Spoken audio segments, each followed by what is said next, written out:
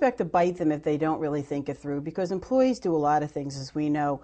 They have, the productivity, morale, they have the work slowdowns, and what we know as presenteeism, which is, one of the buzzwords out there in the workplace for people who are not absent from work physically. They're present, but they are not really participating. Yeah, they're not working as hard as they were. They're distracted. They're playing around on the internet. Right.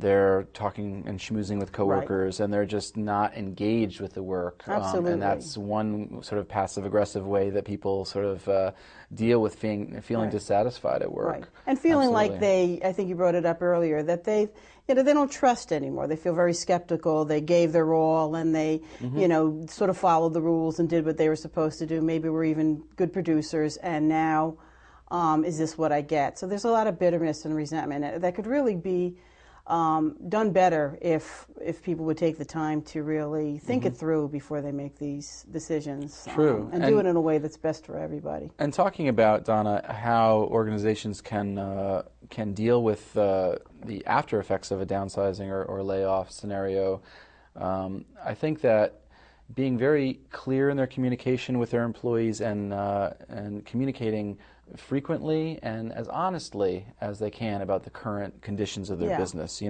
Don't sugarcoat it. Put the numbers on the table. Let people understand where the challenges are.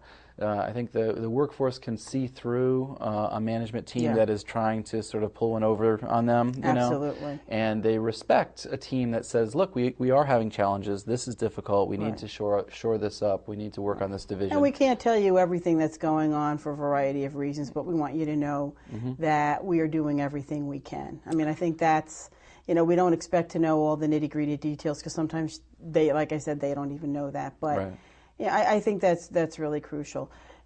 Just talking about, downsizing, for those people that are still in the workplace, since that really is what we're focusing on this time, a lot of people, I think, just sort of give up and just wait for the pink slip. They, as we were just discussing, they really say, forget it, I'm just going to bide my time, and I'm not going to do any extra work, and I'm going anyway, so why bother? And I think there's, you and I talked about this in the past, there are some other things that people can do, and people need to make a little bit of a mind shift on that and think about, what can I do that gives me an edge in the workplace? What can I do to make myself more memorable and valuable to the decision maker, so that when it comes time for a cut, if there is going to be one, I kind of stand out as someone who weathered the storm, hung in there, kept a good attitude. What are some of the things that you can suggest that people do to one of the things that happens to people when they are in the survivor mode is sometimes they kind of have this duck and cover reaction, where they just want to just stay in their cubicle or their desk and not make waves, and figure if they kind of bury their head in the sand, that's a good approach to take. And also, people get less creative when they're stressed and when they're worried about their job security. So you're going to see less interesting ideas, less good marketing stuff coming up out of the group, because people are not being creative at the time that they're so stressed. Well, that's really the opposite, like you say, about what you want to do in this situation as a survivor. You do need to make yourself memorable. You need to be seen as valuable. As hard as that is, because we understand that that's not easy. Right, and one of the things that's good to do is networking, and a lot of people think about networking as an external thing. You're going to network with former colleagues and potential future colleagues and that kind of thing, and that's certainly true, and that's a good safety measure for anyone who's fearing downsizing. But there's also internal networking, and that means go beyond just impressing your boss, but try to help your team and other people in senior management see your value as well. So you have to become visible within your organization. I think that's going to really help you.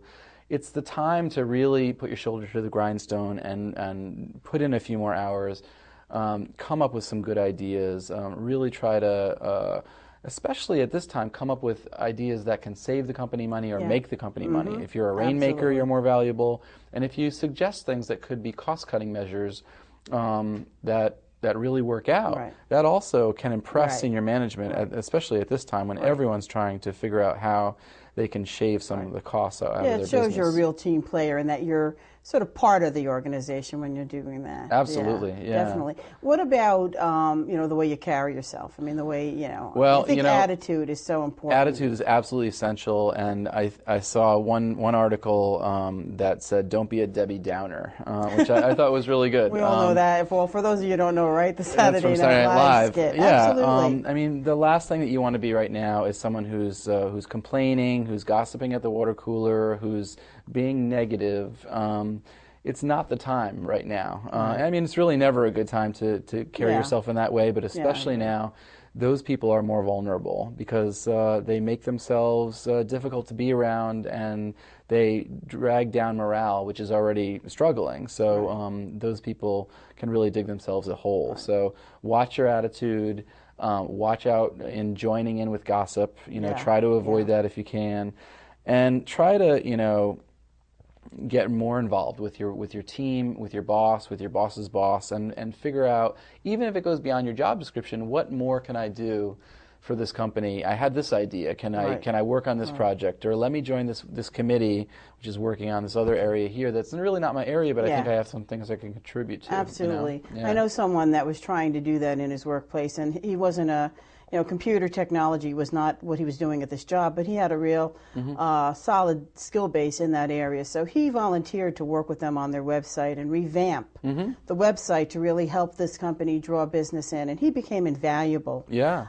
They did start to do a lot of downsizing, but he really was instrumental in bringing new business to the company because he revamped this website, which would have cost them a fortune to redo if they had to hire someone. So I think that's a great point. And also making, you know, positive contributions at meetings, not being there to say, okay, what's really going on? What can you tell us? You know, I mean, we all understand how, you know, how important that is and how stressed out people feel. But to try to keep positive. And I think one of the things you're saying too is stop having this us-them attitude about management versus line staff. There's oftentimes sort of the middle staff is not taking responsibility for the direction the company's going, and there's grumbling about senior management all the time. But now's the time to sort of do your best to partner with senior management and take responsibility for bringing the company to the next level and getting that next sale, developing that new product, and that kind of thing. Coming up with marketing how you ideas. Can help out, you know. Yeah. Now's the time to do that. You know, another thing to do that makes you more valuable is to get more training in your field. Where you're learning some of the cutting-edge research or cutting-edge techniques of your field, so that you have some knowledge base that other people in the company don't have. So that's going to make you, stick out a little bit more. Give you a little competitive advantage. Absolutely, yeah, I think important. that's important. Yeah. I know it's tough. I know, as we're talking, I'm thinking about, one of the areas that you have a real interest in, positive psychology, and, positive, I mean, it's sort of self-explanatory when you say that word, but, I think it might be interesting if you kind of elaborate a little bit on what that's all about and the implications for that. Absolutely. Especially now when one thing we really need, and it's hard to do, is to try to keep ourselves in a positive frame of mind. Yeah, let me give you a paragraph on positive psychology. Positive psychology is the study of people who rate themselves and who are rated by others as content and happy and satisfied in their personal lives and in their work lives. And there's been a lot of focus in the field of psychology and social work and the behavioral sciences in general on pathology and things that go wrong and how to remediate things that are broken. But there hasn't been a lot of study until recently on what makes people do well and what are the things that are correlated with people who are doing well, being successful, and are happy. So this is the study of those factors, and there's a new emerging element of positive